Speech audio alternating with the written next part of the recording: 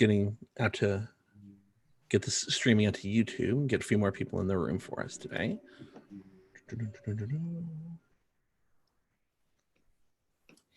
Excellent. Well, welcome everybody to eConference number 14, or as Dave Diddy told us, the 10th week of closure. We've gotten a lot of topics out of the way. We really wanted to thank everybody for last week in particular, especially with the reopening roundtable. Patty Seaton helped us get 8 pages of single space notes on everything. And so we're in the process of making sure that that's all set and ready to go. We'll be distributing that out pretty shortly. But today we've got a lot of smaller sessions. We've been kind of focusing the last maybe half dozen or so e-conferences on sort of a major topic in the first hour and then segments to follow. So today we're kind of going back to the original idea, papers and workshops and things of that sort of the shorter variety. So we have April Whitt from Fernbank today. Ken Brandt's going to be talking to us about the JUICE mission. We have a new, not a segment, but it probably will be recurring, called Astronomy Ephemera with Mark Webb. So all sorts of sort of unique astronomy paraphernalia over the years, specifically those having to do with planetariums, and then the full list of recurring segments this week. Anna Green's going to be here with Long German Words of the Week. Justin Bartel's got a brand new board game in Totally Bored. We have the Holts, Geoff and Mary, Geoff with Astronomy Apps and Mary with podcasts. And then we're going to finish off today with the latest episode of The Record Shop with Mike Smail. Just to keep everything on your mental calendars, this is a light week. Of course, this is the lull week in conferences. So we just had the conference today and the virtual hospitality suite tomorrow night with Mark. Mark, do we have any sort of theme in mind for tomorrow evening? No, I have not come up with a theme for tomorrow night. It is themeless. But you should come anyway, because the last themeless one went really well. So at the very least, we'll have all of that tomorrow, and then next week we've got what we're looking at right now for Friday is sort of a half and half thing. The first half being focused on sort of field trips and school shows. And so we've gotten a lot of questions about that and a lot of discussion and sort of focusing very specifically on facilitating school shows, how our field trips go from the way they were to the way that they seemingly will be for a long time, and just try to compare and contrast those notes across everyone. And then in the second half of Friday, we're going to be looking forward, sort of what the future of the e-conference is going to look like, especially with people returning to work, maybe not having the same amount of availability.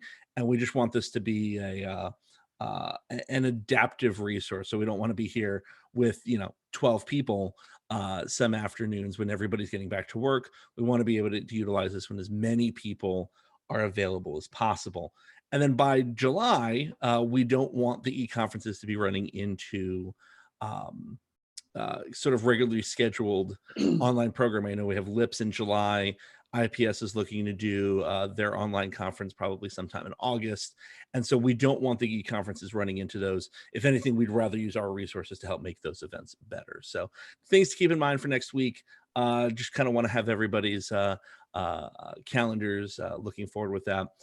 But we can jump right in to our conference work today. So we're going to start off with April Whitt, of course. April is from the Fernbank Science Center in Atlanta, just outside of Atlanta. Correct? Yes. April. So this is full dome, half price, and it's the NISE Net activities. April, take it away. Thank you very much. Okay. Is this going to work?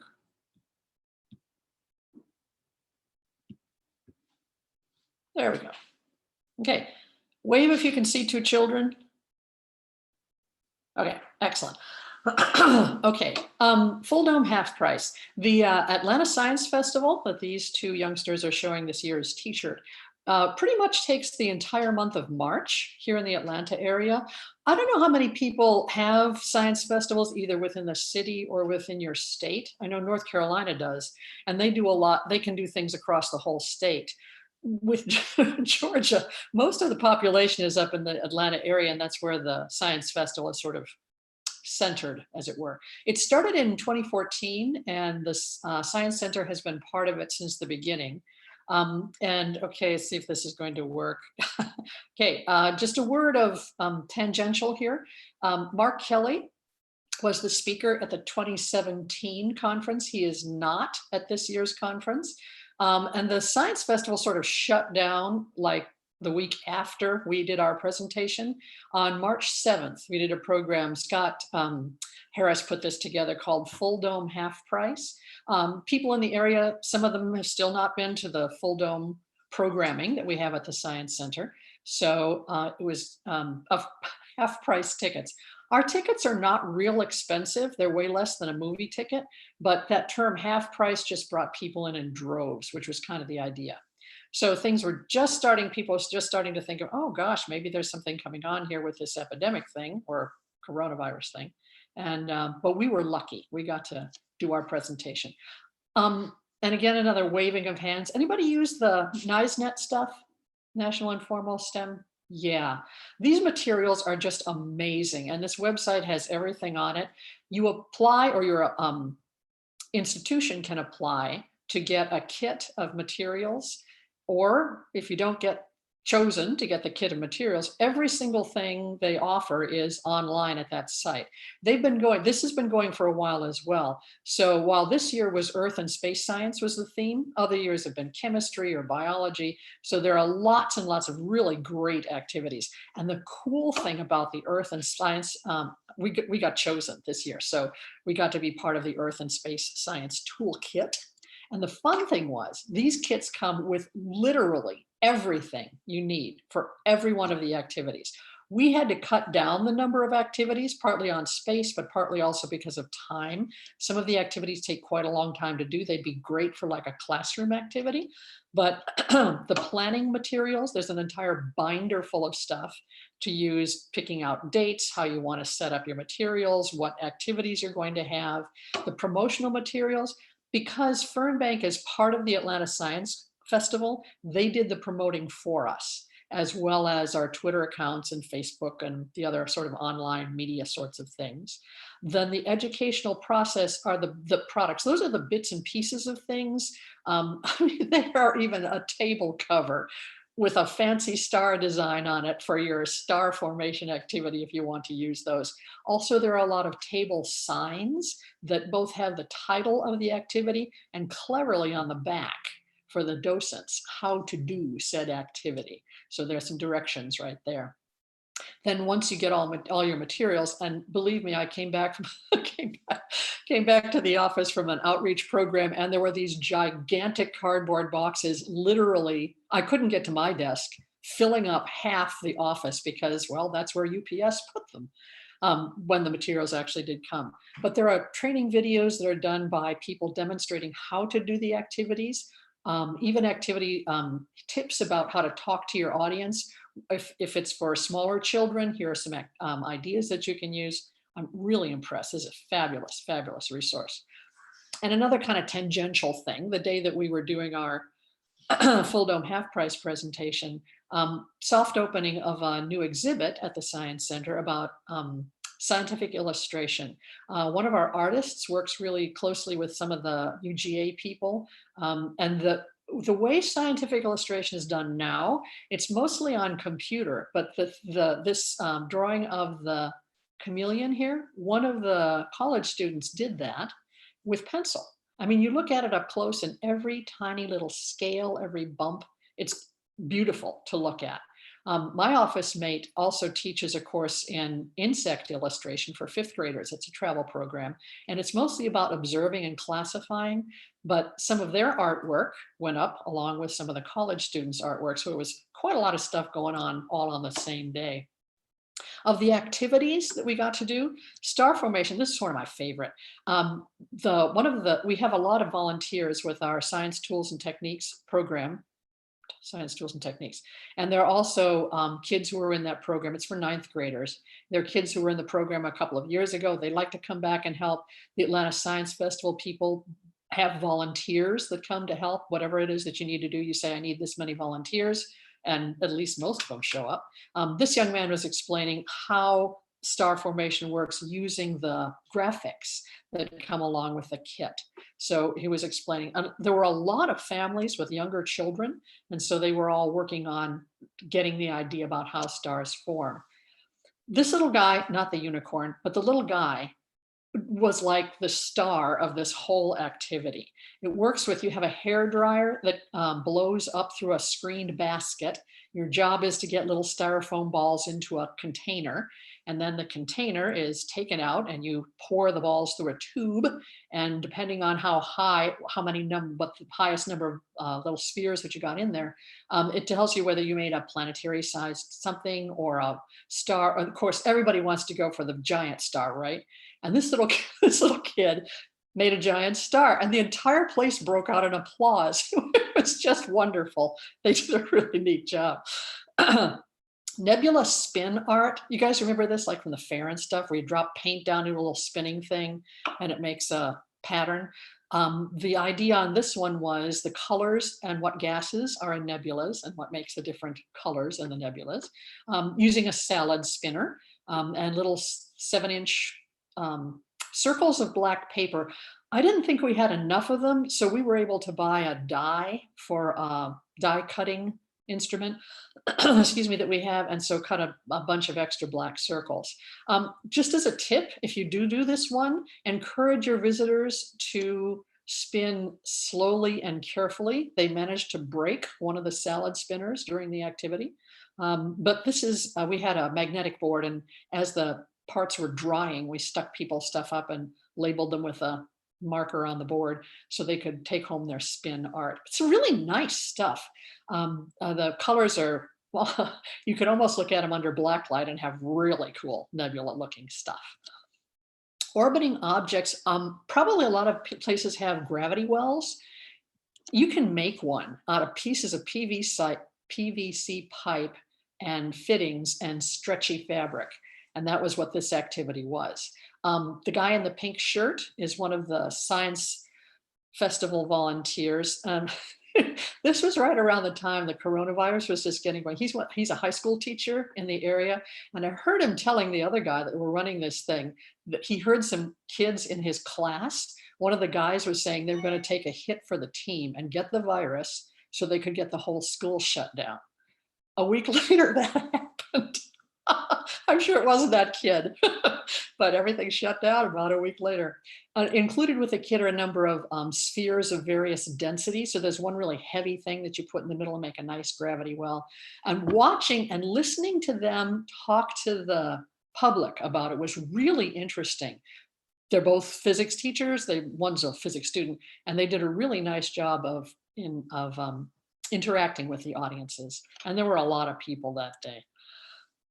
You might be familiar with Bear's Shadow, David, the book about Bear's Shadow. This one uses a little flashlight with a surround of sunlight, little sun ray looking things. Bear, and there's a little mat that has a little pond and has a little tree. The idea is for people to make the sun go across the sky, either at different heights or different speeds. Watch what happens to shadows. There are little cards that you can use, sort of cues that you can use along with other, like if you have just grown-ups there, or if you have people with really young children. There were some sheets that you could use, like for taking data if you wanted to outside, and sort of keeping track of things like that. This was really popular with people with little children, and they were interested in that. Investigating clouds. Probably a lot of people have done this with a plastic bottle, a little bit of alcohol, and you pump up the pressure and then release the pressure and a cloud forms. I never got it to work, but our meteorologist got it to work really well. And the 4 girls who were at this table had a fantastic time. They also had data sheets. This is part of the citizen science, collect up your cloud data and send it into NASA. They got good enough that they were doing like choreographed clouds, like they could all make it happen at the same time, which was really pretty cool. They also had this is right outside the planetarium entrance, is where this table was set up. And we had a lot of people coming for the planetarium programs, pretty much every hour on the hour, all day long. Our librarian has this, she's wonderful. She has a new sort of renovated library space, multi-purpose space. And she got all into this whole idea about gaming. And so she was supposed to have people with, those helmets that you put on, sorry, reality helmets. But because the virus was just starting up, the National Geographic people canceled that. So she just turned over the whole library into this giant gaming space. And one of the activities that was along with the kit was called Space Guess Quest. It's kind of like a 20 questions game. And I know there are people seeing it said, oh yeah, that's like, and then would name off some kind of a game. There were 5 different categories of objects. There were stars and big stars and planets and exoplanets and galaxies and nebulas, and you could play it sort of any way you wanted. You chose a card and then you had an object. Your opponent chose a card, had an object, a different one. In front of you is this layout of all these different objects, and you ask questions with only yes or no answers, and you have to figure out, you're trying to figure out what object your opponent has. The thing of it is, when you're ready to make a guess, you only get one chance to make a guess, the way that the official rules were. This was interesting to watch grown-ups playing with children. After a while, it got to be, can you find a blue thing, which works great for people with younger children, pre-readers or beginning readers. The kit came with 2 really nice setups, boards that open out like a regular playing board and all. Our artist was kind enough to print out, again, from their website, large versions that we could laminate so we could have more than 2 people playing at a time. And it spread out over a good bit of the library. And it was really popular. It's fun to play too. We found a card game. It was in some storage closet. Dave, I don't know if you remember that downstairs. They were old constellation cards from like the 60s, 2 sets of cards, about 52 in each packet. One has the constellation, just the stars. The other pack has this constellation, same ones, but with the lines drawn in between. So Scott made this into a Go Pisces game instead of a Go Fish game, which also went really well. Both playing it as Go Pisces or as a memory type game. Again, lots of people with children worked on this one, seemed to enjoy it very much. Mission to Space is another one of the ones from NISE. This was really fascinating because it was a group of people playing, either a whole family played or a group of people played. Again, we've got a nice volunteer in a pink shirt running the whole thing. There are lots of, you have to start off, you have to choose a question that you want to figure out the answer to. And then throughout the whole game, there are places where you have to either draw something on a little whiteboard, or you have to come up with an idea, or you have to poll your other team members. It's a really neat interactive game. This is one, and a couple of the other ones. If we ever get to have another astronomy day, hopefully like September or October, we'll be bringing out some of these again because they were really popular. And I know Scott's whole idea was, let's see how many people come. Regular Saturdays, hundreds. There were 1,000 people there in the shows that day. It was just really, really popular. The line for selling tickets went down the stairs and around the corner by the clouds.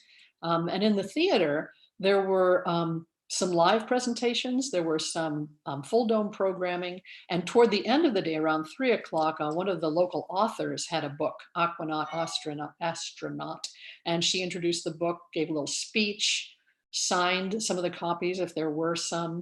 And it was a really successful and lots of fun. It was tiring. I mean, working all day on your feet and running around and kind of keeping track of high school kids, all kinds of fun. But it went really very well, and we were really pleased with it. So if you haven't had a chance to look at the NISE.net site, do, because it's got, the archives are full of the last couple of years worth of activities, and everything is really, really well designed. Excuse me. And to show that it's the end of the program, we have a cartoon from the Funny Times newspaper. Thanks. Any questions? Do I get to ask questions? Most certainly do. So yeah, if you have any questions, either in the chat or raise your hands in the virtual participants window, and we can get those to April. And thank you for not saying nasty things in the chat room.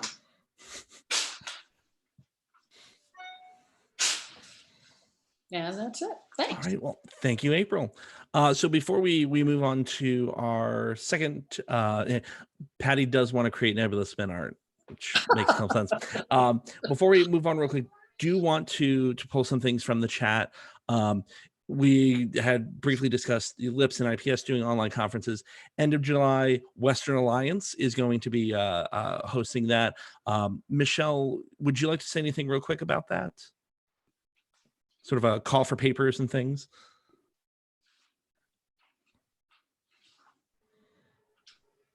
We can have Michelle do that later. So that, and then of course there are the last Friday of the month Planetarium Webb, Planetarian Zoom webinar seminars, webinars that are put on by the by PPA, by the Pacific Planetarium Association. And so there's one coming up on the 29th. That's going to be the Museum and Alliance. If you've ever worked with Jeff Nee before, he's going to be the presenter for that on the 29th. And then there's one final thing that we're doing for Don't Dialogues. We're going to try it out. We'll see if it works. But next Wednesday is, of course, the launch for, what we hope will be the launch for the first crewed mission from the U.S. soil in 9 years. So myself and Anna Green are going to try to do a live stream for basically the hour and a half before and the 30 minutes after. That's more museum, science center, planetarium audience based rather than the sort of SpaceX, hey, here it is. Here's our cool rocket and look what Elon did. And then it's real flashy. If any of you know Anna's background, she is one of the closest things we have to a human spaceflight expert. And so her and I are just going to be bantering for 2 hours. It's an idea that came from Joanne Young, one of many ideas that Joanne has thrown out there. And originally was like, hey, let's get somebody down to the Space Coast and do this live, like 4 planetarians. Wasn't going to work travel-wise for me or just about anybody else at this point, but it's one of the things we hope that in the future, given that we're going to have more of these missions, and as we're moving towards, the distinct possibility of a lunar mission in the next decade or so, to have something that is specifically for our audiences that can teach them about the rockets and ISS and how we do things up there and sort of make it a little bit more holistic than maybe some of the live streams we've had. So we're pulling from our group of journalists and analysts and things, and we'll try to pull it all together, and it could be it could go down in a ball of flames, or it could be really fun. So that's next week, starts at 3. If it cancels or it's scrubbed, we'll push to another day. But we'll see what we can do, and we'll have some fun with that. So again, next week. So we're going to go on to the next presenter today. That is Mr. Ken Brandt, going to be discussing ESA's JUICE mission to Jupiter. So Ken, take it away. All right, good morning, everybody, or good afternoon, or good evening, or good whatever time it is where you are. Ken Brandt from the Robeson Planetarium. We're going to be talking about the JUICE mission. Hopefully you're seeing a slide there with Jupiter's icy moons. Put your thumbs up if you can see them, April. Okay, good. All right. So we're talking about what looks like it's going to be the next big mission to Jupiter, because the Europa Clipper, which is originally going to be launched by NASA in 2020, that slipped to at least 2022. And ESA has already started the integration and the build of the spacecraft. As a matter of fact, whoops, okay, there we go. This is a picture. One of the astronomers for the mission took the navigation camera out of before it was integrated with the spacecraft, and actually took a picture in the morning sky of Jupiter and its 4 Galilean moons, along with some background stars. But you can see the moons highlighted there. Europa is kind of lost in the pixelation of Jupiter there in the on the limb. And then, of course, Jupiter saturated way above original size because of the pixelation going on there. Ganymede and Io here, they were pretty close together. You're unable to resolve, obviously, in this image. And then Callisto out here, this dim little set of 4 pixels out here. So JUICE's primary mission is to Ganymede, just as the Europa Clipper's primary mission is to Europa. We're actually headed to Ganymede here. And Ganymede has been a fascinating place, and we've gotten fascinating tidbits of information from the Galileo probe and from the Voyagers 1 and 2 when they flew by Ganymede. In Galileo's case, as it was orbiting Jupiter, took several flybys of Ganymede and took some up-close imagery and instrumentation. And they found out from Galileo's data that Ganymede has a discrete magnetic field. It's the only moon in the solar system that does so. So here's an overview of Jupiter's system and its intense radiation field. I don't know if any of you are involved with the University of Florida's Radio Jove project, which actually involved building an amateur radio telescope in your backyard. It consisted of basically two sticks with a wire strung between them, and you could actually listen to Jupiter's or get Jupiter's radio signals when Jupiter was up in the sky using Radio Jove. An intense radiation environment. JUICE is going to make 2 flybys of Europa. A side note, in case this is being recorded for posterity, I did not want to use the theme music from Gin and Juice, because while that would have been funny and, it might have come back to bite me in the leg. So we didn't want to do that. Anyway, that was humor. You might recognize that. So there are 2 close flybys of Europa, and JUICE is going to concentrate on the non-ice portion of Europa. It's going to work on the surface where there's all these other chemicals sprayed out on the surface of Europa and try and analyze those and get a better idea for what those chemicals are. And are they biosignature chemicals?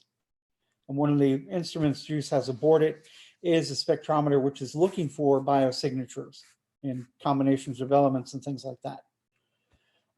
Many close flybys of Callisto, which hasn't really been explored up close. This is an up close image from Galileo back in the early 2000s or late 1990s.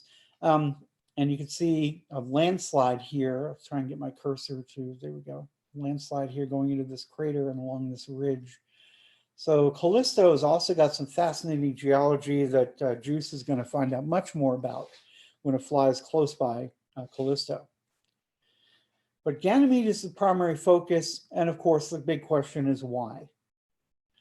Well, number one, magnetic field. As I've already mentioned, you can see an aurora back here. This is imaged by the Hubble Space Telescope and processed for video by one of the ESA video experts whose name I can't remember.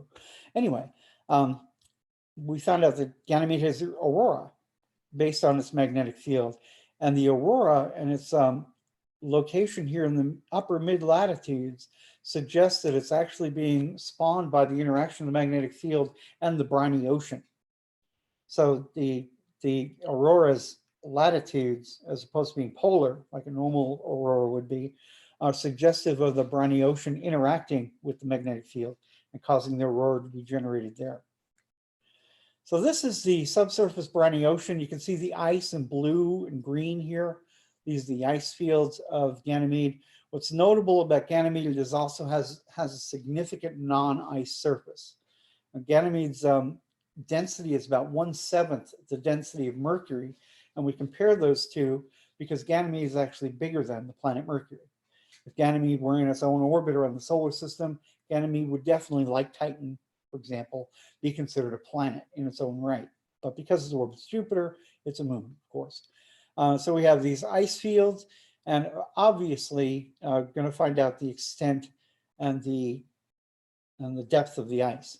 So the mission milestones, June 22nd of 2022, this thing launches on Ariane, and I think French Guiana is where it's launching from. The cruise phase will take 7 years. There are several gravity assists from Venus, Earth, and Mars on the way to the Jovian system. And then the first Ganymede flyby happens late in 2029 as it's entering into orbital insertion around Jupiter. And that happens in 2030.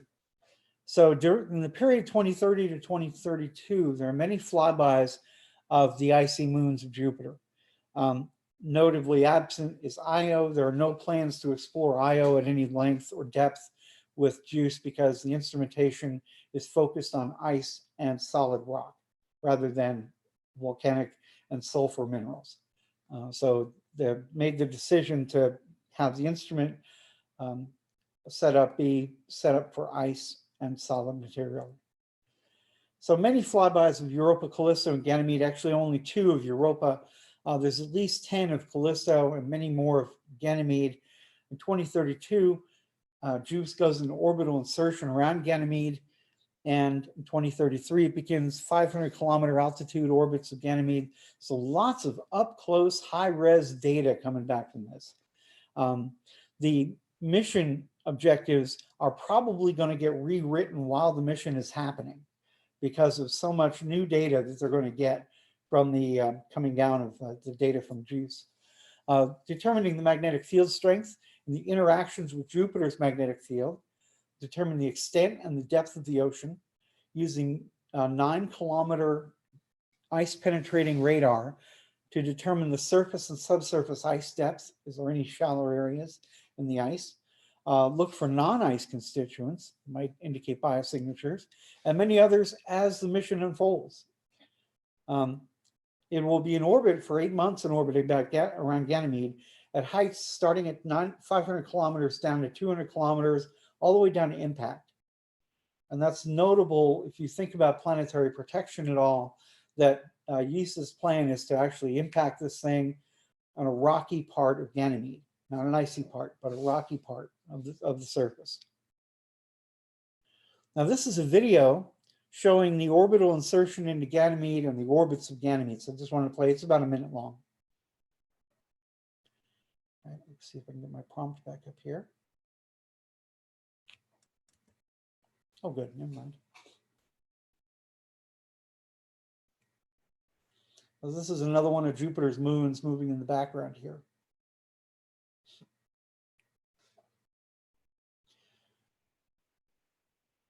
And you can see the orbital insertion and the gradual flattening or the bringing down of the eccentricity of the ellipse in each successive orbit. So during each of these orbits, of course, data is going to be getting taken and sent back to Earth all the time. So we will have a plethora of new data in 2033, certainly by then, as you're planning your planetarium programming for way out in the future, about 13 years away. So these are the 500-kilometer orbits. And then after a series of about 25 of those, it starts entering the 200-kilometer orbits.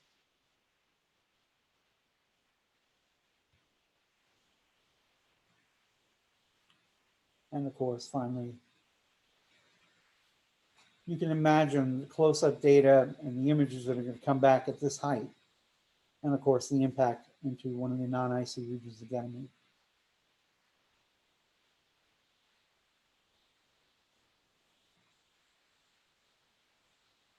Yes, of course, produced by ESA. Yeah, I didn't do that. Okay.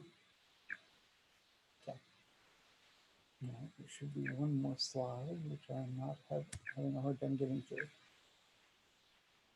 There we go. The overall mission plan graphically looks a lot like this. There are a lot of perijoves or periorbital orbits of Jupiter itself, during which it's going to be orbiting and flying by Callisto and Ganymede. As you can see, the flybys start in 2030 after the initial one in 2029. A lot of flybys in Callisto almost exclusively actually in 2031. There's one here in 2032.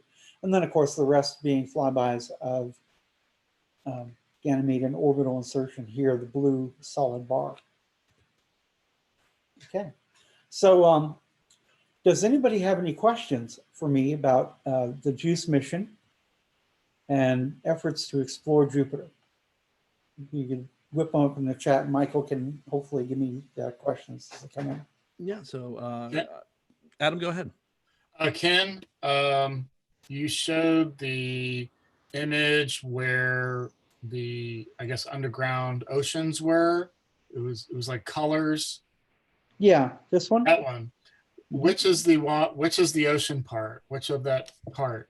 The blues and the greens are the ocean parts, or the ices, which are theoretically covering the oceans. But a lot is unknown about the actual extent and where the oceans are. Because of the auroral data, they think in mid-latitudes, but beyond that, it's really vague. They don't have any specific data yet, as far as I know. There could be data out there I'm not aware of. But as far as I know, it's still kind of vague. Okay, so this is showing more surface ice at this point, not necessarily underground yet. Exactly. Yeah, this is a surface geological map. Yeah, Thank you. sorry about that lack of clarity there. All right, any other questions for Ken? Great. Well, something we have to look forward to 10, 12 years in the future. So always good. And so we'll see whether or not for like the next generation of astronomers, Ganymede kind of takes the place of where Europa's been in sort of the current generation, and see how that's going to evolve. So thanks, Ken, for the update. Much appreciated. And now we'll move on to our third segment of the day. This is going to be a new segment. First time. I think it's going to be quite fun. Mark Webb with Astronomy Ephemera. So Mark, take it away. Okay, thank you, Michael. Ephemera, just for those few of you who may not be aware, ephemera is kind of a catch-all category for collectors. It is things that were produced but were never meant to be permanent or to last beyond their initial usefulness. So a lot of it is on paper. Things that are printed, for instance, any election materials that you've ever seen, that would be categorized as ephemera. So there's a lot of that in our field. And a few weeks ago, we had a brief discussion in one of the e-conferences about publications about the planetarium. And I realized that I had several of the very first publications about our industry in my collection. So what I'm going to do today is go over the very first Planet 4 Planetarium publications in reverse chronological order, leading up to the very oldest. And we'll kind of show you a little bit about how they're connected. In fact, each one led to the next one, so we'll step backwards in time with that, and kind of give you a little bit of a view of what our world was like in the very beginning. So this is the first one. This is the fourth oldest. This is actually a library copy. It was deaccessioned from the library. I did not steal it. It was originally a paper cover. That's why there's no name on it except on the spine. The library had it hardbound so that it would not deteriorate.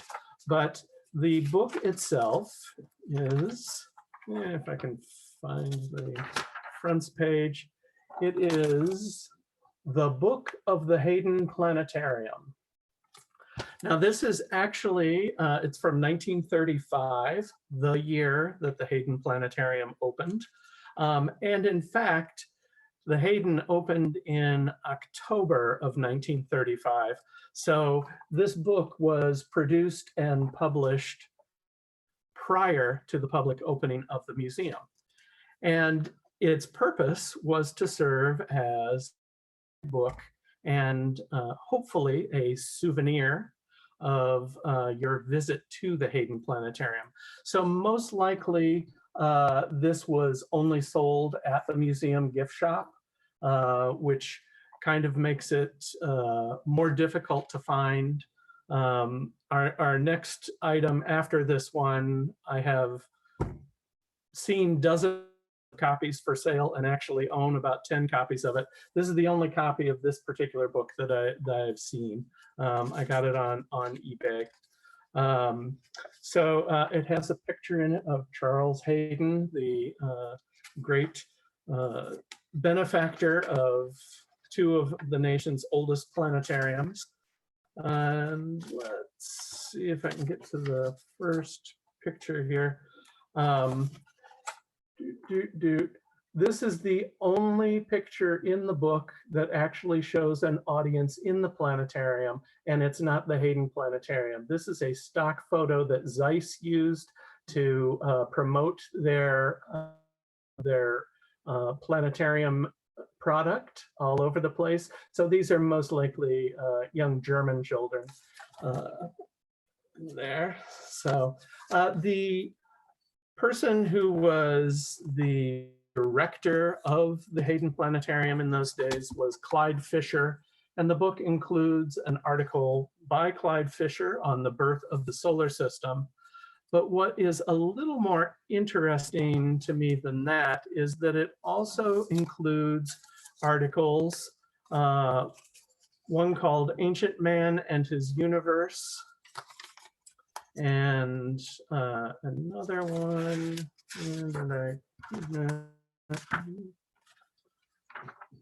I don't see it here, but anyway, Ancient Man and His Universe and the other article that I do not see were written by two women, one Marion Lockwood and the other Dorothy Bennett. Hold on here. The Mysterious Moon is the article written by Dorothy Bennett. Both of these women were the assistant curators of the Hayden Planetarium at its opening in 1935. There were essentially the second and third in command after Clyde Fisher of the Hayden Planetarium. And they both delivered over 1,000 lectures in the planetarium. And there's an interesting article written in the Amateur Astronomy Association newsletter of New York. I'm going to post the link to that here in the comments real quick. If you would like to know more about women in the early planetarium industry, and this is actually a really important story because Chicago also had the number 2 person in charge was a woman. That museums were actually sort of a place where accomplished women of science were able to get a job in their field, essentially. While some universities did allow women to study at their schools, they were pretty much never hired as professors or allowed to teach classes. But museums seem to be a more open environment, and there was actually a great deal of accomplishment early on in our industry, and that is still true till today. There are some various other articles in this guidebook. The calendar through the ages. Early planetarium people seem to have been really hot on calendar reform. There's a lot of that going on. So timekeeping was very present. And then there's some sort of general articles in here too.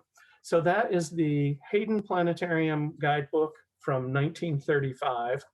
That is a direct result of this book here, which is the Adler Planetarium and Astronomy Museum Guidebook.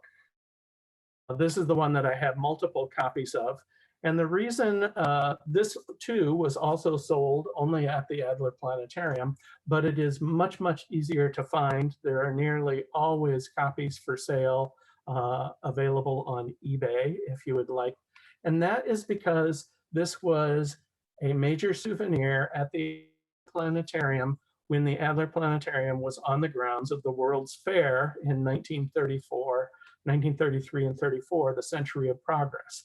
So there were many, many, many more copies of this book created than of the Hayden Planetarium Guidebook. This was written by Philip Fox, who was the first person at the Adler Planetarium, the first director, and he brought along his sort of protege, Maud Bennett, let me go to my PowerPoint real quick here. Let's This is a quote from Maud Bennett here.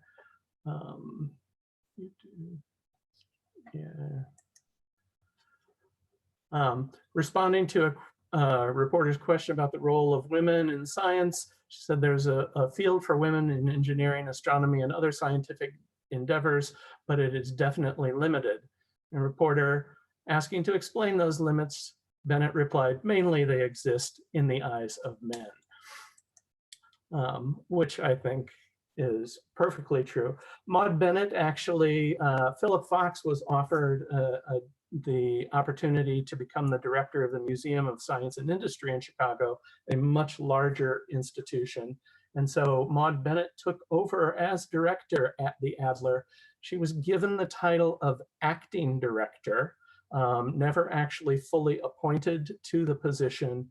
And after World War II, they allowed her to be the acting director through the war. The Park District stepped in and for the good of the people of Chicago, appointed a man to the position, which was a horrible crime. So this guidebook, which is what we're actually talking about, is filled with kinds of information about the early Zeiss projector. There's a very detailed technical description of the instrument, along with some articles about the collection of astronomy instruments that the Adler has, the astrolabes, telescopes, and other early astronomy instruments.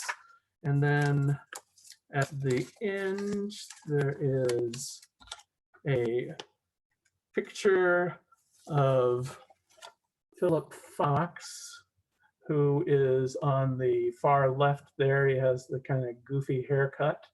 And then there's a woman, second from the right, that is Annie Jump Cannon.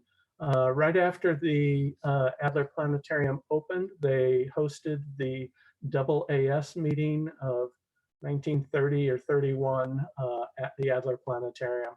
And these are various associated notable people there at the museum. So that is the second or third oldest publication about our industry, the Adler Planetarium and Astronomy Museum Guidebook. The second oldest piece of printed material is actually almost identical to the guidebook, and that is this. It is the Adler Planetarium and Astronomy Museum, A Guide to the Museum by Philip Fox. This is actually a reprint of a magazine article from Popular Astronomy. Much of it is exactly the same as the guidebook. It's a little shorter, does not cover as much material as the guidebook does, but this was the genesis of the guidebook. This is actually a printed reprint. Philip Fox got so many requests for reprints of the article that he had hundreds of them made, and would autograph them for people when they requested them. But it didn't take them very long to figure out that they could print a book and sell it at the museum. So that magazine article appeared in 1932, actually, yeah, in 1932. There was an article that I'm aware of in Scientific American prior to 1930. I do not have a copy of that, but that is part of another publication, not a publication in and of itself. So that brings us to the very first publication in the planetarium industry, and that is this book right here, the Zeiss Planetarium. This is the English language version, it was originally written in German and translated into English the following year. The German edition was printed in 1926. So very early on. This is essentially a sales brochure for the planetarium.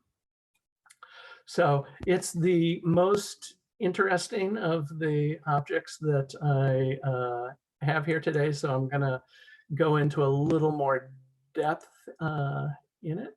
Let's see if we'll go to the next slide. There we go. Are you seeing the cover of the book? Somebody say yes, because I can't see anyone. Looking good. Okay. All right. So this is the cover of the book. Shows you this is actually about the only, this cover pic image here is about the only actual photograph of the Zeiss 2 that exists in the book. Everything else is a drawing. So I think this photograph was probably the very last thing, because this is not, what you see on the cover here is actually the second Zeiss, not the first one. We'll get into that in a little more depth. Here is the frontispiece to the book, the Zeiss Planetarium. It was actually written by the director of the astronomical division of Zeiss. And then there's this image on the left here, and I'm gonna kind of concentrate on that for a moment. So this image actually accompanied the Scientific American article in 1928 or 29, whenever that was printed. And it has some interesting things. This is an artist's representation. It's not an accurate representation of the planetarium. You can kind of see that they've really moved the presenter way up. He's standing sort of in the front row here, even though when you look on the other side of the projector, you can see the audience goes way back. So the artist took some liberty and brought him forward in order to fit him inside the composition. Another thing that is kind of interesting, the star projector is on wheels, and those wheels actually roll on a sort of narrow gauge rail track. You could actually, this was true in the Adler Planetarium also, may have been in New York, I'm not sure, but at the Adler, the planetarium instrument was on rails. You could actually lower the instrument to a horizontal position and then roll the entire instrument out the door and into a sort of garage that sat over to the side. I'm not sure why they did this. And in fact, it was not a very practical system. It wasn't like you could just like wheel it in and make a couple of connections and you were ready to go. Apparently, it took quite an amount of time to get the thing completely connected up and then properly calibrated so that everything was aimed the way that it was supposed to be.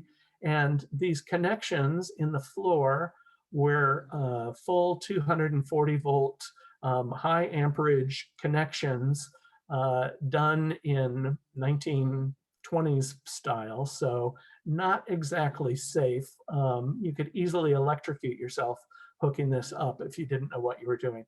So most places that had this system left them connected all the time and eventually just built bases around this whole thing, covered the rails over with carpeting or tile, and left the instrument in place most of the time.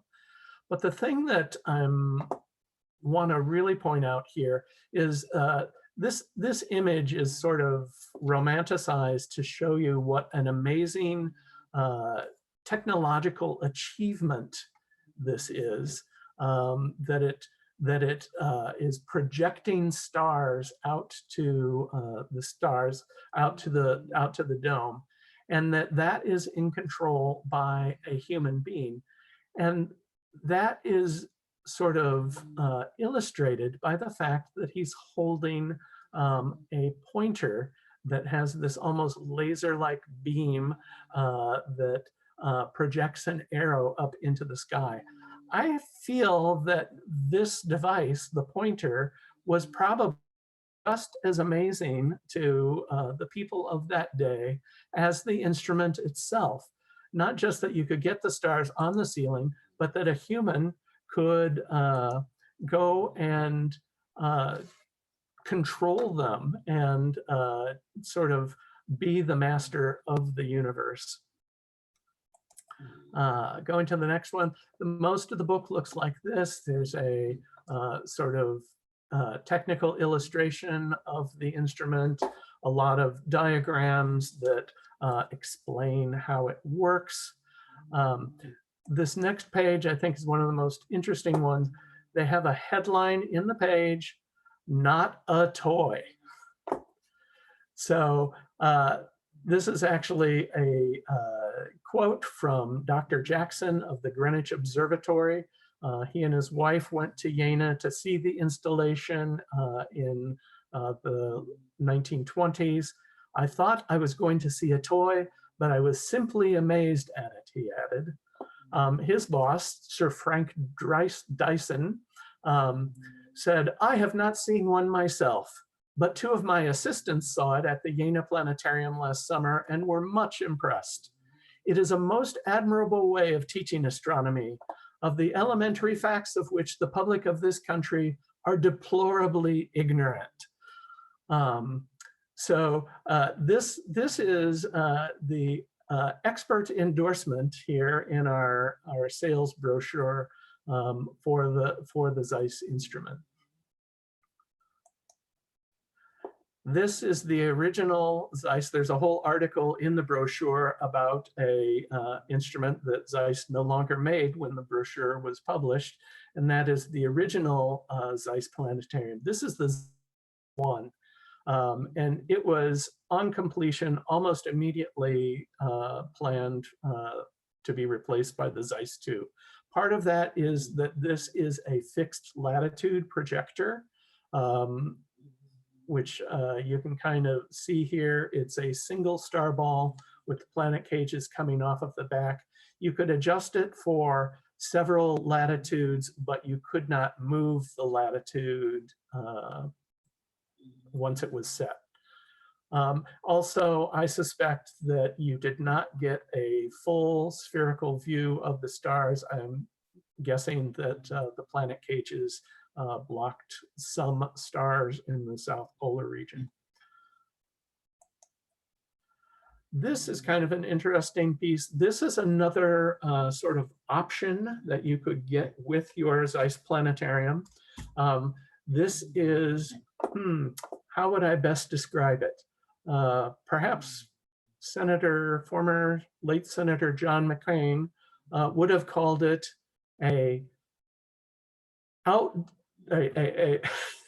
excuse me,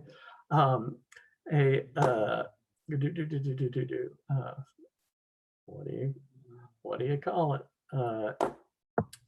I'm having yeah, it overhead projector. Thank you. It is the overhead projector for the planetarium. This is not what John McCain was talking about, but this is in fact a planetarium overhead projector made by Zeiss, which they called for some reason an epedioscope. This is technologically closest to an old style lantern slide or object, an extremely bright and hot light source throws an incredible amount of light onto papers that you place inside the epedioscope, which then are projected by a mirror out through a lens, either this one, which goes to the screen, or this one, which would project over a larger area of the dome. This is the kind of thing where you might take your valuable astronomy document that you wanted to share with your audience, your letter from Nicholas Copernicus, and put it in there. And if you left it in too long, it could catch on fire. So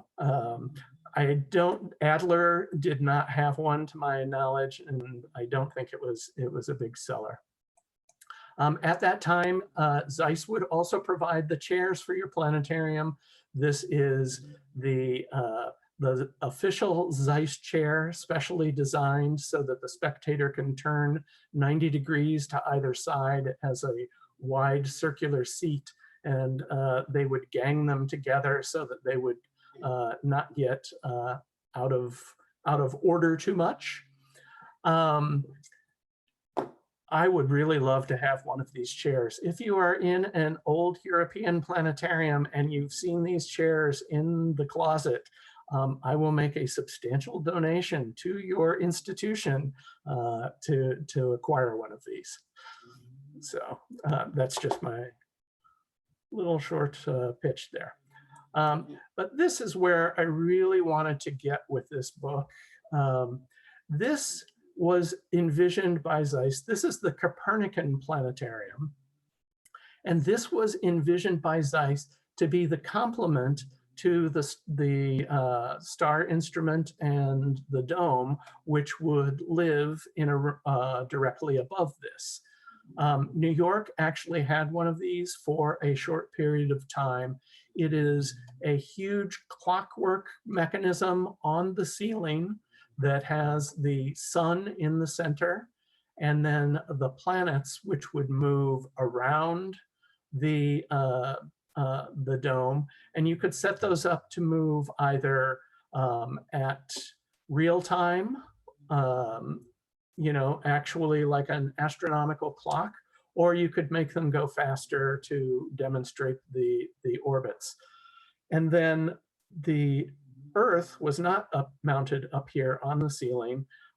Earth is actually this cage that you see over here on the right with this gentleman standing in it here, using a monocular to kind of get a closer view of the planets. This cage would in fact ride around on a circular track on the floor. You can see he's just entering April here on his journey around the room.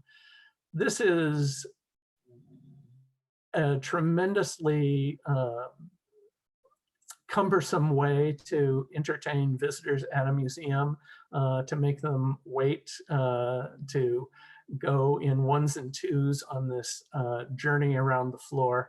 Also, this mechanism was incredibly difficult to maintain. Putting a complex piece of clockwork on the ceiling where gravity is pulling all of the things down towards the floor makes for a maintenance nightmare, so to speak. So the Copernican Planetarium examples that were in existence were mostly abandoned after a few years of operation because they spent more time broken than they did actually working. But what's interesting about this to me is that I think we like to think our ancestors back here at the early days of the planetarium, that they are sort of, that we are direct descendants of them. But I would like to point out that their view of the universe was very, very different than the one that we have today. They really only considered the sky as a dome above our head. They really didn't think very much at all about space being a place, and that that was a place that we could go.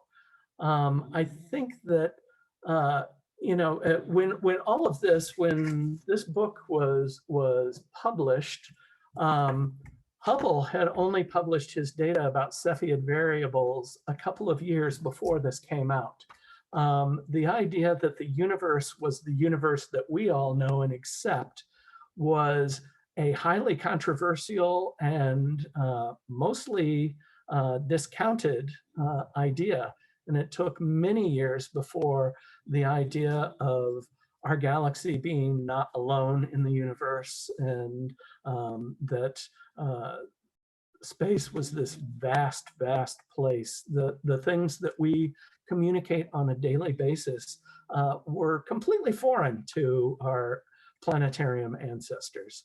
So that's sort of the little nugget that I'm going to let you go away with. And that's it. I've been ignoring the comments, so I don't know if there are questions in the comments. I'll be happy to entertain them now, and I'll certainly go back, and I see there's a lot of things, information in there that I'm anxious to get a chance to look at. So questions? Yeah, any questions for Mark? Everybody seemed to really enjoy this one, Mark. Oh, good. And you didn't even have to incorporate a moose. I mean, just unbelievable. It was, in fact, a mooseless presentation. But yeah. Patty, go ahead. Yeah, I had asked again, can you tell me the name of the book and the author again? That last one that was Zeiss, but who was the author? This one? Yeah. Yeah, it's called The Zeiss Planetarium, and it's Dr. W. Villager, or I don't know what the German pronunciation of Villager. Villager, yeah, something. Thank you. Villager. W. Yeah, Anna, if she's around, might. I want to steal one of those quotes from it, so I wanted to reference it properly. Thank you. You are welcome. And really, sometime when I get a chance, I will try to make scans of all the pages of this and sort of post it online, because it's not as easy to come by as the Adler guidebook is. Mark? Now you're going to ask me a question I can't answer. What do you got? Villager was the first president of the Deutsches Museum in Munich. Okay, cool. All right. Yes, thank you.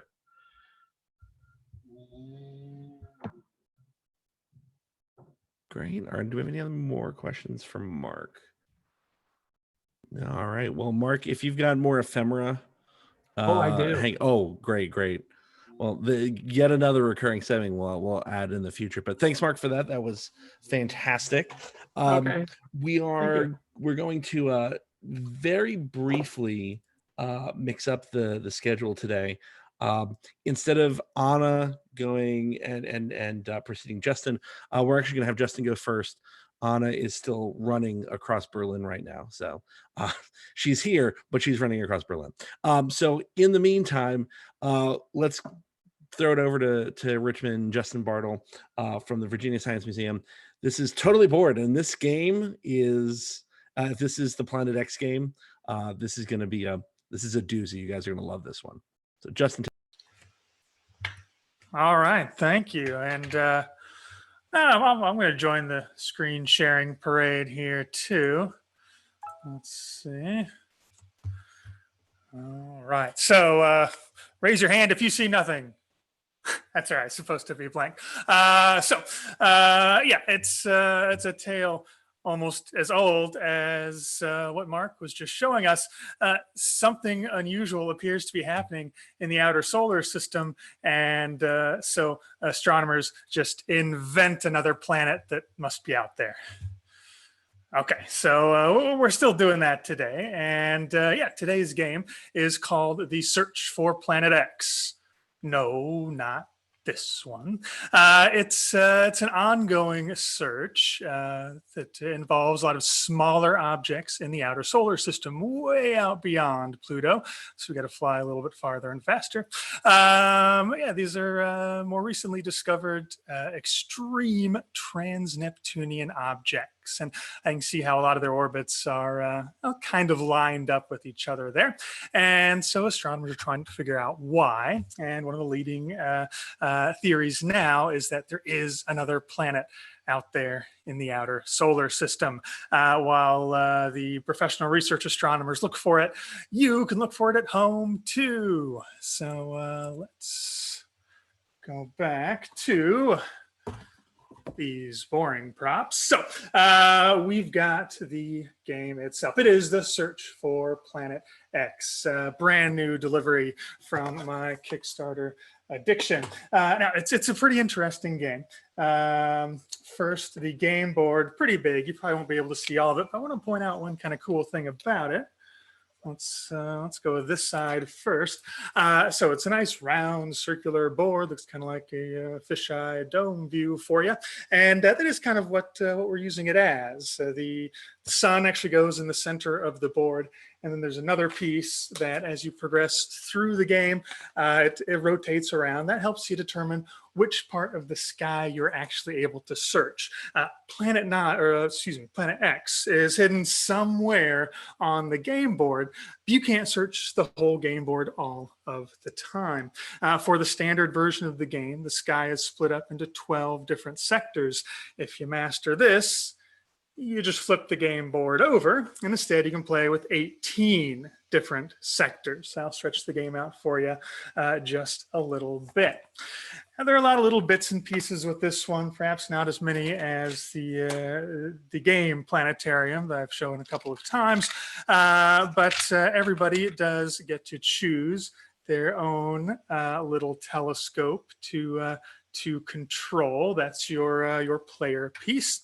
And then as you go throughout the game, you're going to encounter chances to submit theories about what you think might be hiding in the nighttime sky. And so you've got all these little tiles and things that you're going to lay down on the board. A lot of real science gets wrapped into the game here, and kind of the way science is done in the modern world. You place these theories on the game board, and over time they progress to the point where they need to undergo peer review. And that's where another interesting component of the game comes in. I'm not ignoring you. I'm just getting ready to show you, if I can find where I hit it. There is a companion app that goes along with the game, and you actually need this to play, because if somebody playing the game actually decided where Planet X was going to be hiding on the board, the game will be over pretty fast. So every time you play the game, you just get into the app, you say start a new game, and the app will automatically position everything in the sky for you, but virtually. So every time you have a theory that progresses to peer review, you check it in the app, and the app tells you whether you are right or wrong. Same thing happens when you think you may have found Planet X. You have to know where you think Planet X is and what objects might be on either side of it. Once again, you put all that information into the app, and it double checks for you against where it positioned everything at the beginning of the game. So you might be wondering, how do you actually figure out all this information? Well, for that, it really kind of goes back to what it made me think of first were the old logic puzzles that you might have played in grade school, like, the planet with the most moons is farther from the sun than Mars. So you know right away it's not Mercury, Venus, Earth, or Mars. So as you go through the game, you can either survey large swaths of the sky or target specific parts of the sky.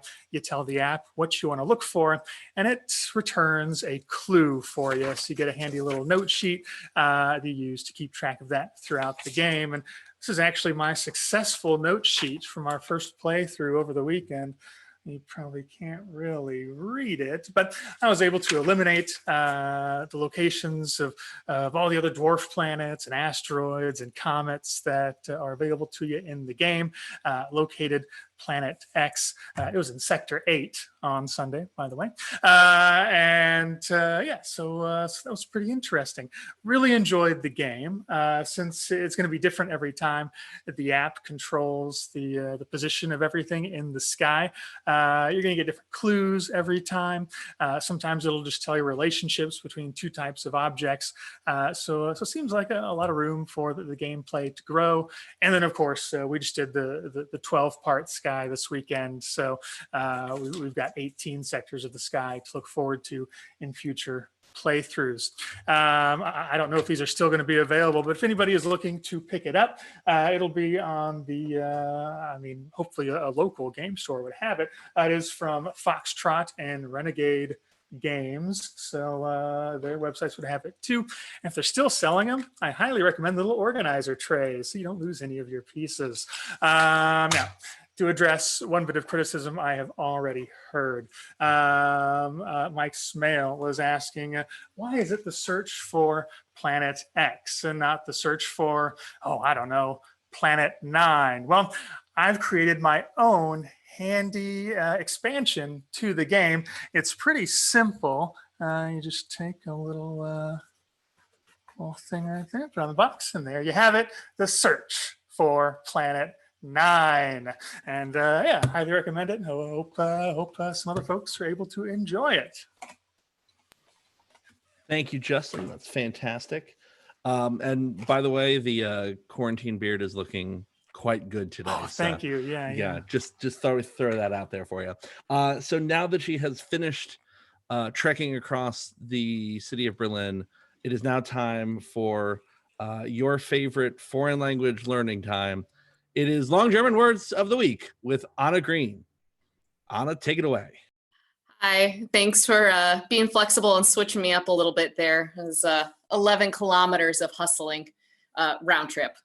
I'm not that fast. Yeah, I have some more long German words for you this week. If you are just starting to play, I'm going to give you 3 German words each time. I'm going to give you 2 options for what they can mean, and you have to decide which is the correct definition. So without further ado, let's go ahead and look at word 1. Word number 1. So word number 1, die Unternehmensübernahme. Die Unternehmensübernahme. Is that a takeover or an undertaker?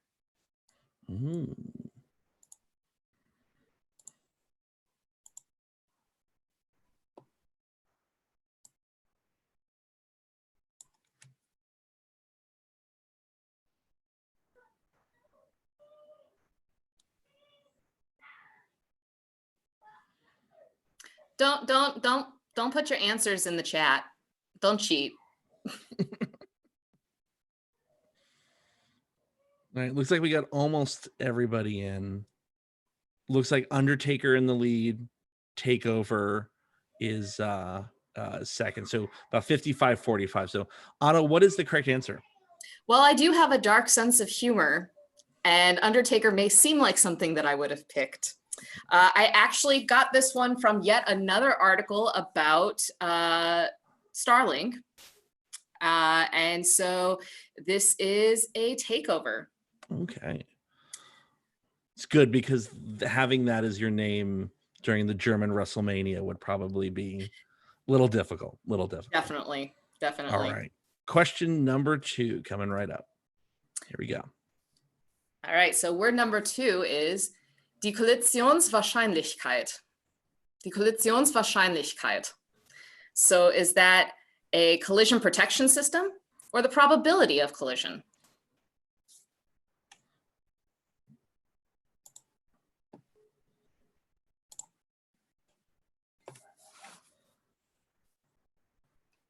Also got this one from that SpaceX article. They're just chock full of long German words. It's great. Yeah, I'm pretty sure next week's long German words will all be rocket related as we prep for the launch. Maybe. Oh, so I think this is our first ever 100% vote. Collision protection system 54%, probability of collision 46%. Anna, what's our correct answer? Wahrscheinlichkeit is probability, and as you probably guessed, collisions is collision. So it is the probability of collision, which is definitely something that I am wondering about when we're shooting just a ton of night sky destroying satellites into space. Very, very true. And I'm sorry, I didn't mean to censor my feelings about that there. All right, so word 3 is 41 letters long. Which we should state is still only 2/3 the length of the longest word we've had on Long German Words of the Week, which is This is saying true. something. Here we go. So, die Betäubungsmittelverschreibungsverordnung. Die Betäubungsmittelverschreibungsverordnung. So is that the regulation for allowing supplements to be sold outside of pharmacies, or is that the regulation requiring a prescription for an anesthetic?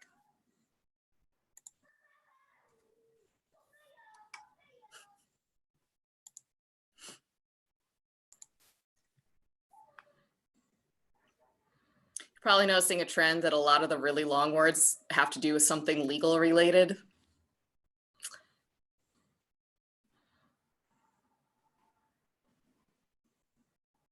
Which, I mean, I guess it's kind of the same somewhat in English. Yeah. So thank you all for playing to another 28 at 28. 68% of you say the regulation for allowing supplements to be sold outside of pharmacies. The other 32%, the regulation requiring a prescription for an anesthetic. And the correct answer is...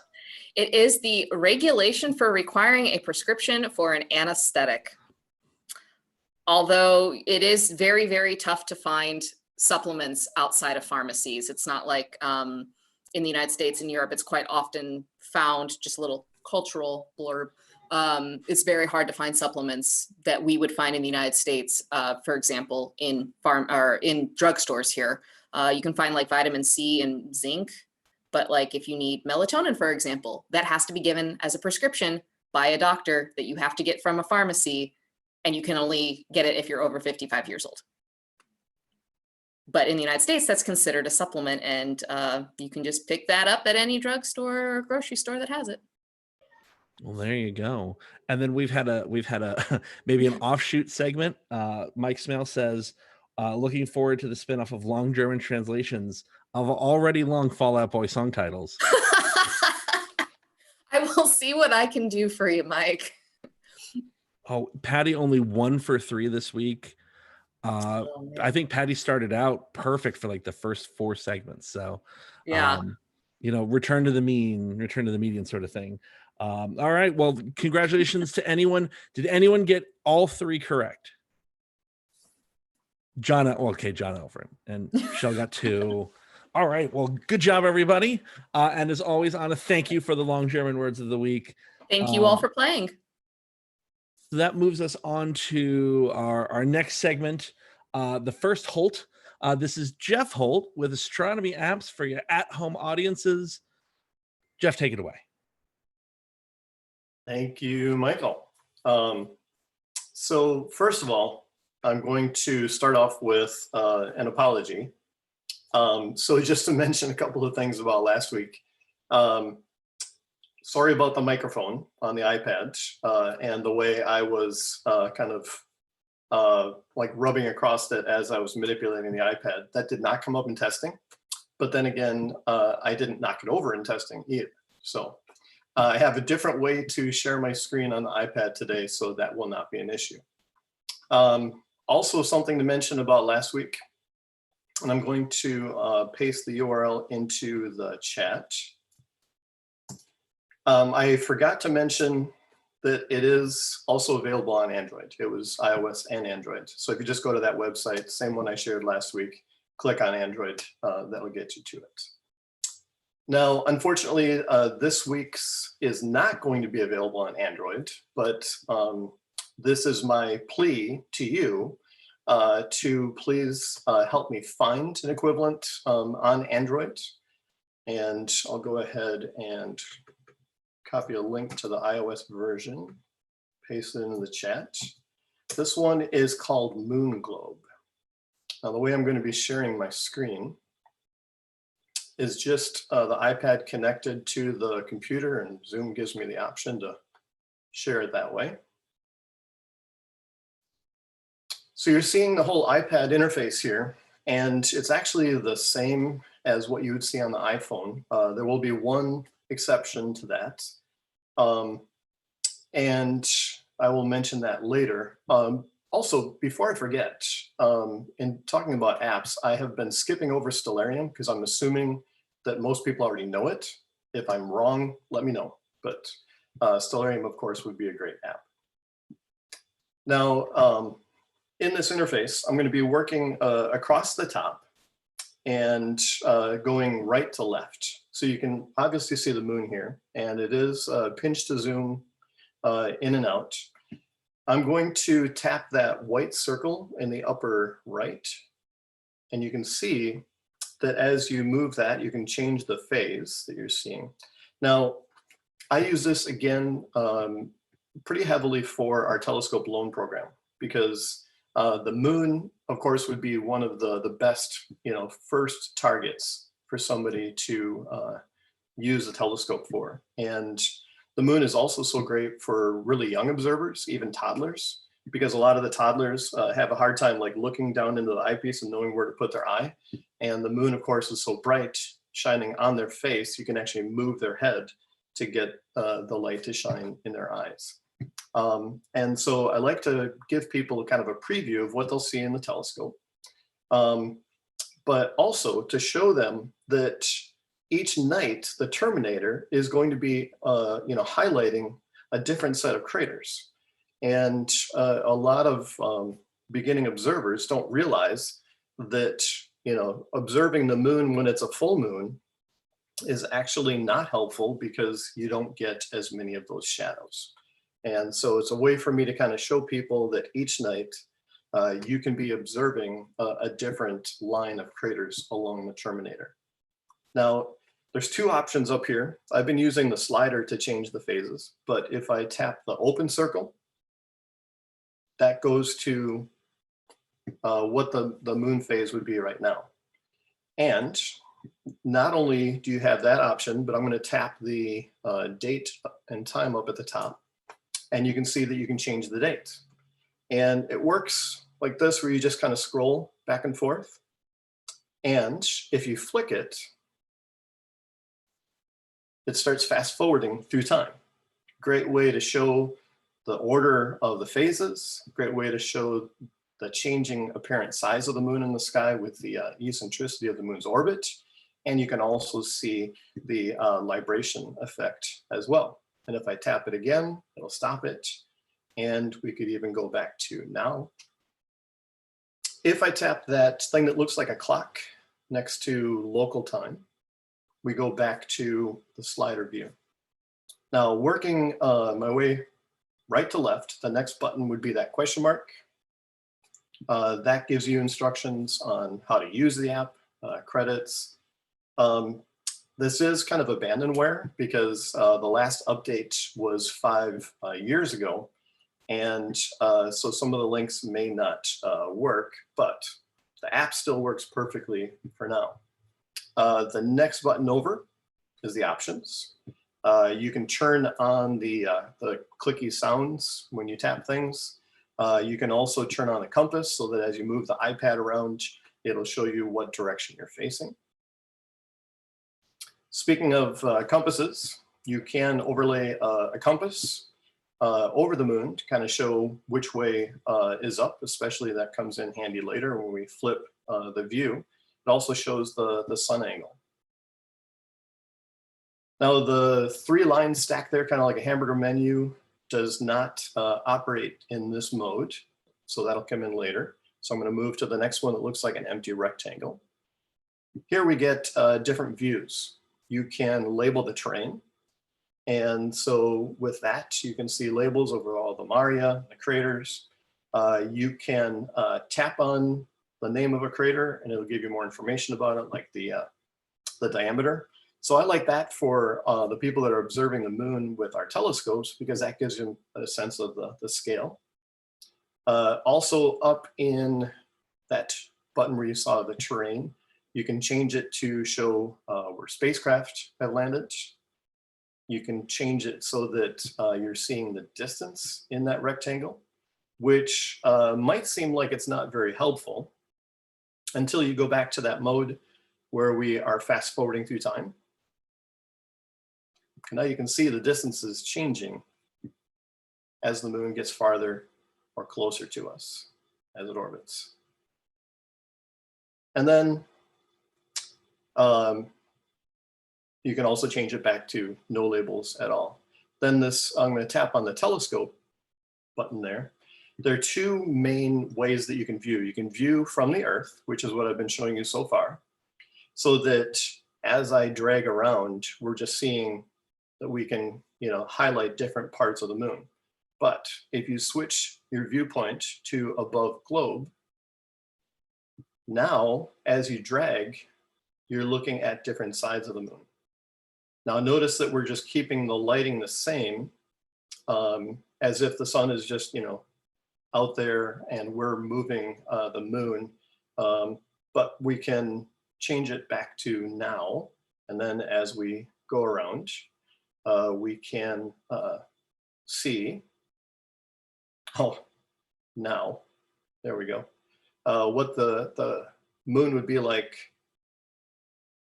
from the Earth's perspective. Now we're looking kind of the backside here. Now, if we do that same thing where we flick forward, not only are you seeing the sun whip around, but you're also seeing what happens to the Earth's perspective, or the Earth's position from the moon's perspective. So I thought that was kind of cool too. And also, this is the one thing that's different from the iOS version, this vision button here. I'm not sure why you would need night vision for observing the moon since it's so bright, but it's built in anyway.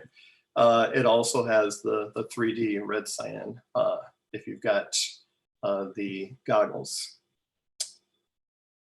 And going back to the view options again, you've got the orientation options for flipping it so that you're seeing it the way you'd be seeing it in a telescope.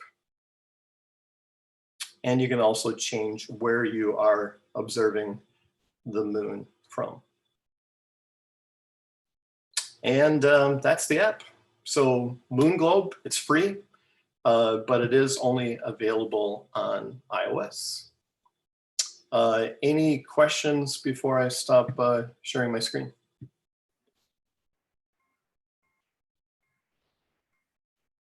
Patty mentions that for Android, Moon Atlas 3D seems to have much of the same capabilities, although it does not look as cool or have the very nice fast, flicking of the fast forward to move through the dates. Yeah, well, the main thing that I want is to be able to show this and be able to, change the phase over time, one way or another. Well, that is a very snazzy looking, that for 5 years old, that's clean and sort of very, very well put together. So yeah, I love it. Well, thank you, Geoff. Thank you, Patty, for sharing that idea. Great. Well, thanks, Geoff. And of course, as we did last week, we get to do this week, we get to go from one Holt to the next. So this is the Pandemic Primo Podcast Party for your Planetarian. Mary Holt, go ahead. Yay! Hello, everybody. My name is Mary Holt. I am the other Holt in the conference at the moment. And I'm going to share my screen with you. And this is episode 7 of PPP PFP. Feels like we've been doing this forever. I can't believe we're on 7 already, which I said last week too. But this week, and if you haven't seen one of these before, I just recommend podcasts that I think are good because I am well known amongst my friends and others and probably anybody I know that I am obsessed with podcasts and talk about them frequently. So I'm sharing some of that love and knowledge with all of you. And they're not strictly astronomy or science. It's more to give you kind of a break from work or from space type things. And today, the theme is going to be comedy podcasts. So today's episode is brought to you by our lovely comedy podcast host friends, and as always, Squarespace. So, and I will say with a caveat of, as you might expect from comedy podcasts, most of these are not safe for work. So just keep that in mind as you explore these. But the first one and the first few that I have to recommend are I found because of each other. I don't remember when I first discovered Two Dope Queens, but it is fantastic. And also, a lot of these aren't going anymore for some reason. They stopped them because I guess they have lives and jobs and they're actors and things and got gigs and whatever. But I miss them. And I'm sad they don't do these podcasts anymore. But at least you have a set amount that you have to listen to. But this one is a live show that they would do. So basically, it's a live comedy show, but as a podcast. And it's hilarious, and they have lots of great guests on there. This is Phoebe Robinson, who's the host of So Many White Guys, which I recommended before, and Jessica Williams, who you might know formerly from The Daily Show. And based on that one, I also discovered another like kind of comedy show, late night show that is a live show that was done as a podcast as well, which is Late Night Whenever with Michelle Buteau. And from that one, oh, right, from So Many White Guys, that's probably how I learned of it. And from that one, she stopped that show and began this show afterwards and had a co-host. And it's also just a live late night show, basically, but as a podcast, and it's hilarious. And going away from podcasts that are related to each other, this is one of the earliest podcasts that I listened to that I heard about from a Gimlet podcast, which was a podcast about podcasts, real meta for you. And this one is definitely not safe for work. Do not listen to this around children or anybody that might be offended by things, because they are often very offensive. But they are very, very funny. And it's just these two comedians talking for like an hour, but it's extremely entertaining, and they just go off on tangents, and some of it's totally related to recent news, and like sometimes I have no idea what they're talking about, but it's still funny. Highly recommend. And this one is a little going away from just professional comedians. This is the Mortified podcast, where people get up on stage and read their childhood diaries, and it is wonderful. I actually saw this in person one time. I hope someday we can go to some of these events in person again, but they would do these in front of crowds. It's wonderful. And this is one I just recently started listening to, which is surprising because I've heard about it for a very long time. And these brothers McElroys, they do a bunch of different podcasts. They're all over the place in the podcast world, but this is podcast where it's basically like a call-in advice show, except they give ridiculous advice most of the time. And I've been told that you shouldn't start at the beginning because the quality isn't as good. And they've even said like, ooh, we said some really dumb stuff in some of those first episodes, don't listen to them. But I'm a completionist, so I'm starting at the beginning, but many people recommend that you do not start at the beginning if you're going to start. And there's like hundreds of episodes because it started in 2010. So you might not want to be crazy like me and start at the beginning. And another one that I also have heard highly recommended from a lot of friends is My Dad Wrote a Porno, which is pretty self-explanatory. The host, his dad wrote a porno and he reads it, and him and his friends laugh at it, and it's wonderful. And I think, oh, and that's all I got. If you have any comedy themed podcasts you'd like to share, I figured this would be a nice way for us to at least pretend that we're out listening to funny people, maybe somewhere out in the world. So you can do that in your mind by yourself or with other people. And that is it for now. And oh, I did want to say as well that I finally added these slides to the Dome Dialogues folder that we have going. So, and I started adding my notes. Not all the recent ones have notes yet, but I added my notes in there too if you want to take a look at that. But thank you all for your time. Thank you, Mary.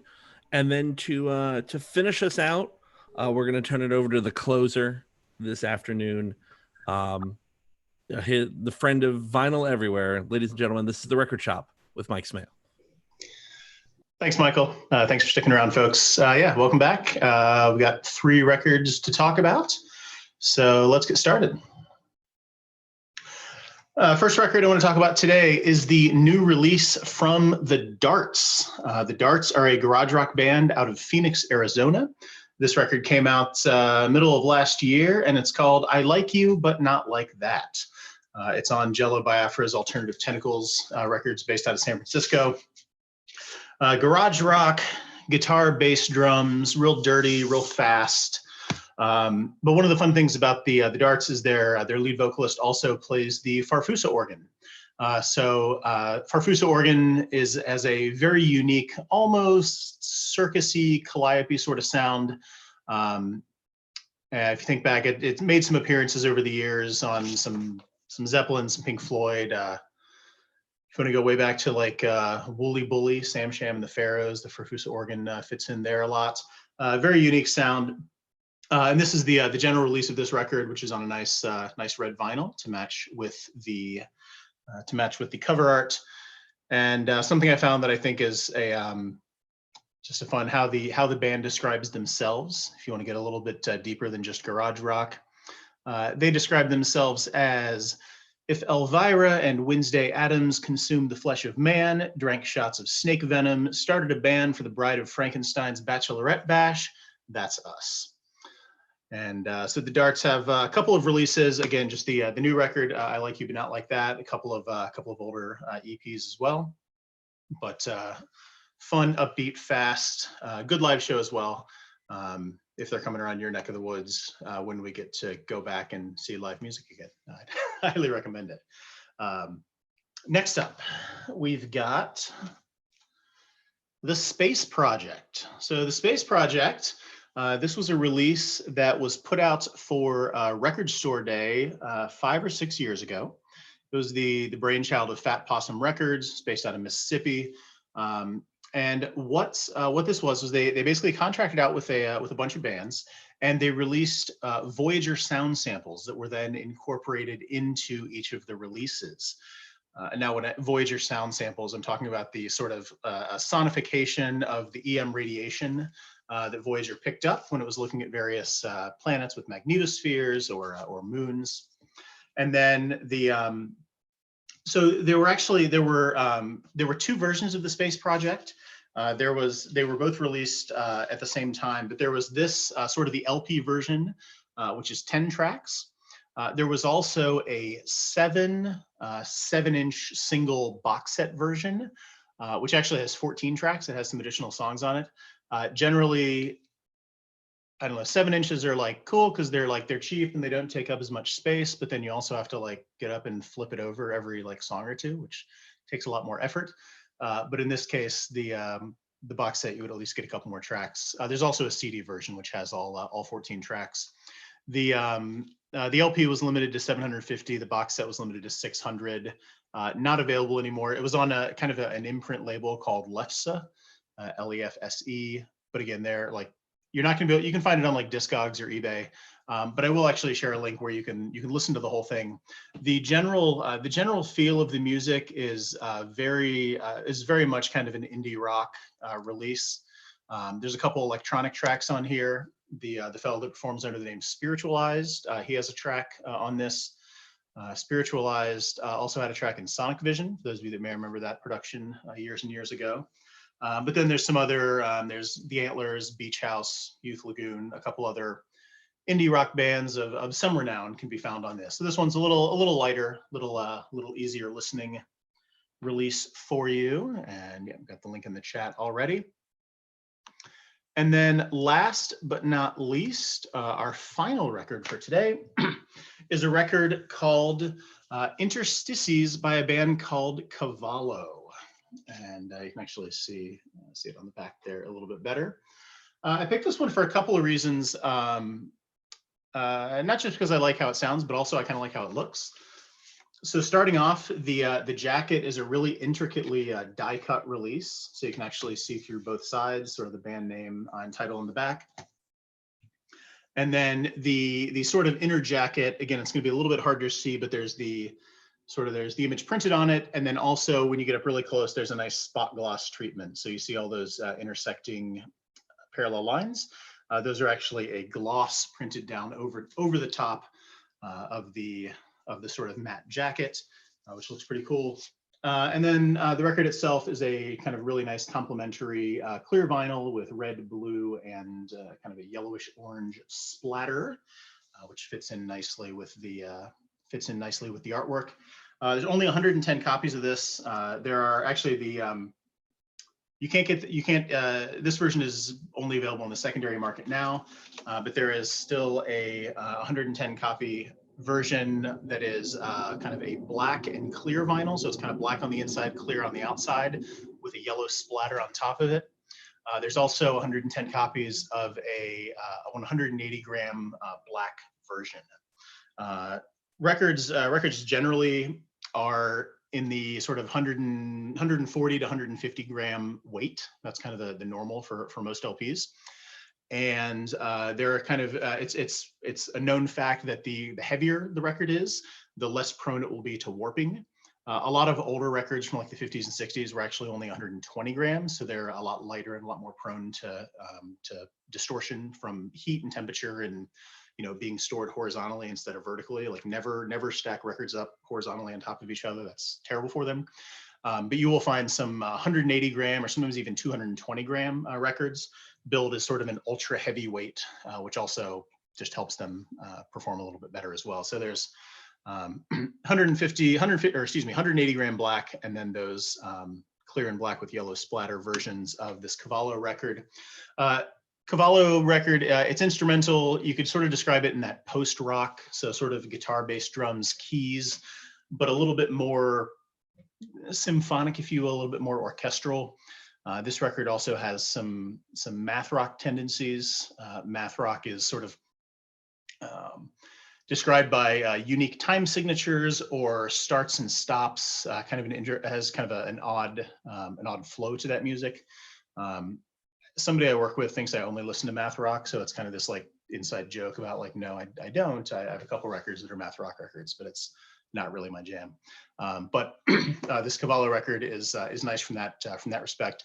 Unlike some of the post-rock records we've talked about before, it is a little bit louder, a little bit more abrasive. So probably not the kind of thing you would want to talk over while you're flying around the universe or talking about things, but a good listen nonetheless. So that is what we've got for this week. Go ahead and knock this out real quick here. Put up the closing image. I really should have had that pre-staged. But there we go. The darts, I Like You But Not Like That. There's their Bandcamp where you can order it, and then also the band webpage. The Space Project, again, that various artists compilation with Voyager tracks. And again, that's bit.ly link is to a YouTube video where you can actually just listen to the whole thing. And then finally, Cavallo Interstices and their Bandcamp as well. I will mention, so I share Bandcamp links a lot, and Bandcamp has been running a kind of a benefit program, if you will, for musicians, where at the beginning of each month, I think it's usually been on the first Friday of each month, they've been waiving all of the fees that they normally charge. So normally, if you like pay $10 for a record on Bandcamp, they keep like $1 or $2 and then pass the rest off to the musician. But they've been doing this thing, and they've committed to do it for, I think, the next 3 months as well, where the first Friday of every month, any purchases on Bandcamp, the entirety of the purchase goes directly to the musician. So that's something I've been trying to do, is trying to buy some records every first Friday, just so those musicians, those artists get a little bit better out of it, and something I'd recommend as well for all your music purchasing needs. Yeah, so that's what I had for this week. Happy to keep an eye on the chat and answer any questions that may be out there. Otherwise, thanks for your time, thanks for your attention, and we'll see you later. As always, Mike, thank you very, very much. And of course, that puts us into open forum time. If there's anything anybody would like to share before we adjourn for the afternoon, we'll open that up now for anything in the chat, or if you want to raise your hand, we'll cue you right up in the participants window.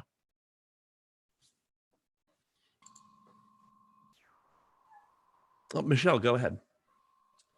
Okay, I just wanted to point people towards the WAC website for information about attending the WAC e-conference. So I put the link in the chat at the very beginning. If you just hop over there, you can get the information, and we'd love to have you be a part of our e-conference. Thank you, Michelle. Anyone else this afternoon?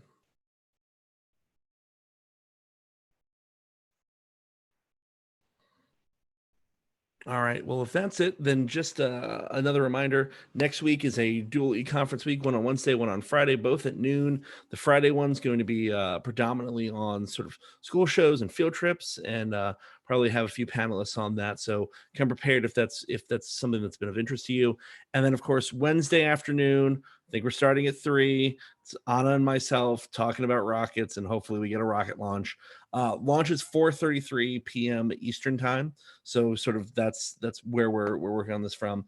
And there'll be a YouTube link and probably a Facebook Live link and a Zoom room that'll be more available to all of you if you want to come in and ask questions or just participate and tell us about your great memories of launches in the past and things. We're gonna try this and we'll see how it works, and we're hopefully gonna have a really good time doing it. So until then, thank you everyone, of course, for coming out today, this afternoon. We'll see you at the hospitality suite tomorrow night. If not, hope to see you next week. Take care, and as always, you're all unmuted. Bye. Thank you. Bye. Bye, thank you. Good to Thanks, see everybody. you. Thank you. Bye. Thank you. Good to see you. It's like